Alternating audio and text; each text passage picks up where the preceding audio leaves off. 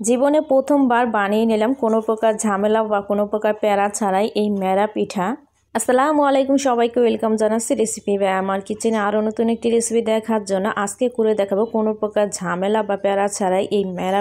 জীবনে প্রথমবার বানিয়ে নিলাম এই মেরা পিঠা। আমার কাছে খেতে তো অসম্ভব মজার লেগেছে, আর এই শীতে এই পিঠা একবার না খেলেই মিস। হাতে যদি থাকে 15 থেকে 20 মিনিট, আর যদি থাকে 3টি উপকরণ, তাহলে কিন্তু ঝটপট বানিয়ে নিতে পারেন এই মেরা পিঠা।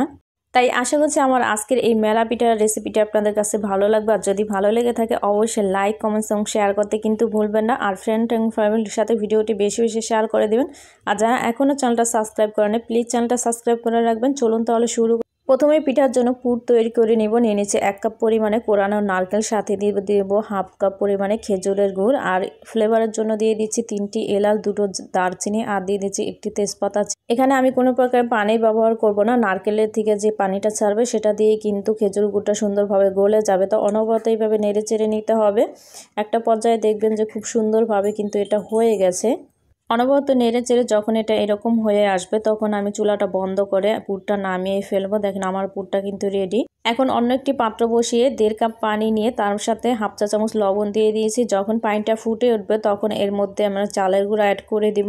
এখানে আমি শুকনো চালের গুঁড়াটা ব্যবহার করছি। আপনারা যদি ভেজা চালের গুঁড়াটা ব্যবহার করেন সেই ক্ষেত্রে পানির পরিমাণটা কিন্তু কমিয়ে দিতে হবে। আমি এখানে 1.5 কাপ পানির জন্য 1.5 কাপ চালের গুঁড়া ব্যবহার করেছি। আপনারা যদি ভেজা চালের গুঁড়া ব্যবহার করেন সেক্ষেত্রে 1 কাপ কি 1 কাপের সাথে একটু কম পানি ব্যবহার করবেন। এখন অনবরত নেড়ে চেড়ে নেওয়ার পরে এখন একটা ঢাকনা দিয়ে ঢেকে রেখে দেবো 5 মিনিটের জন্য। আমি চুলাটা কিন্তু বন্ধ করে রেখেছিলাম। এখন আমি এটা দিয়ে একটা ডো তৈরি করে নিব। আর যখন এটা হাত দিয়ে ধরা যাবে তখন এটাকে কিন্তু মথে নিতে হবে, একবারে পুরোপুরি ঠান্ডা করা যাবে না।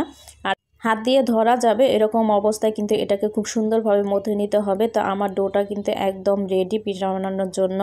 ডোটাকে আমি অন্য একটা মিক্সিং বলে নিয়ে ঢাকনা দিয়ে ঢেকে দিব, আর অল্প অল্প করে ডো নিয়ে সেখান থেকে আমি পিঠা তৈরি করে নেব, যাতে করে উপরটা ড্রাই হয়ে না যায়। অবশ্যই কিন্তু কোনো সুতি কাপড় বা একটা ঢাকনা দিয়ে ঢেকে রেখে দিতে হবে। তো দেখেন আমি পিঠাগুলো কিভাবে তৈরি করে নিচ্ছি। কতটুকু ডো নিয়ে গোল করে তারপরে মাঝখানে পুরটা দিয়ে আবার গোল করে নিতে হবে। আমি কাজটা কিভাবে করছি আমার হাতের দিকে খেয়াল করলেই হয়তো বুঝতে পারবেন। তো প্রথমে গোল করে নেওয়ার পরে এখন হাত দিয়ে একটু লম্বা করে নিব। আর এর পিঠাটার 2টা পাশ যেহেতু একটু লম্বা থাকে চিকন, তো হাতের একটা সাইডে নিয়ে এইভাবে করে নিলে কিন্তু 2টা পাশ খুব সুন্দরভাবে চিকন হয়ে যাবে। তো দেখেন আমার পিঠাটা কিন্তু একদম রেডি। আমি সবগুলো পিঠা এভাবে বানিয়ে নিয়েছি। এখন এগুলাকে আমি ভাপ দিতে চলে যাব। এই পিঠাটা আসলে বানানো অত কঠিন কিছু না, ভালো করে খেয়াল করলেই কিন্তু এই পিঠাগুলো খুব ভালোভাবে বানানো যায়। তো ভাপ দেওয়ার জন্য প্রথমে একটি পাতিলা বসিয়ে তার মধ্যে পানি দিয়ে গরম করে তার উপর একটা স্ট্যান্ডার বসিয়ে দিয়েছি। এখন আমি এক এক করে পিঠাগুলো দিয়ে দেব। তো পিঠাগুলো দেওয়া হয়ে গেলে একটা সিলভারের ঢাকনা দিয়ে ঢেকে অপেক্ষা করব 10 মিনিটের জন্য। এটা আসলে সিদ্ধ হতে 10 মিনিটের বেশি কিন্তু সময় লাগে না। 10 মিনিটের মধ্যে কিন্তু আমার পিঠাগুলো খুব ভালোভাবে সিদ্ধ হয়ে গেছে। আমি পিঠাগুলো নামিয়ে ফেলেছি। এটা যখন একটু ঠান্ডা হয়ে আসবে তখন আপনাদেরকে আমি একটা পিঠা ভেঙে রাখছি ভেতরটা কেমন হয়েছে। দেখেন কতটা লোভনীয় লাগছে, তাই না? এই মেরাম পিঠাগুলো খেতেও কিন্তু অসম্ভব মজার হয়েছিল। তাই এই শীতে একবার হলেও বাসায় তৈরি করে খাবেন। তো আশা করছি আমার আজকের এই মেরা পিঠা রেসিপিটি আপনাদের কাছে ভালো লেগেছে। আমার রেসিপিগুলো যদি আপনাদের কাছে ভালো লেগে থাকে লাইক, কমেন্টস এবং শেয়ার করতে কিন্তু ভুলবেন না। আর যারা এখনও চ্যানেলটা সাবস্ক্রাইব করে নাই তাদের কাছে অনুরোধ করব চ্যানেলটা সাবস্ক্রাইব করে রাখবেন।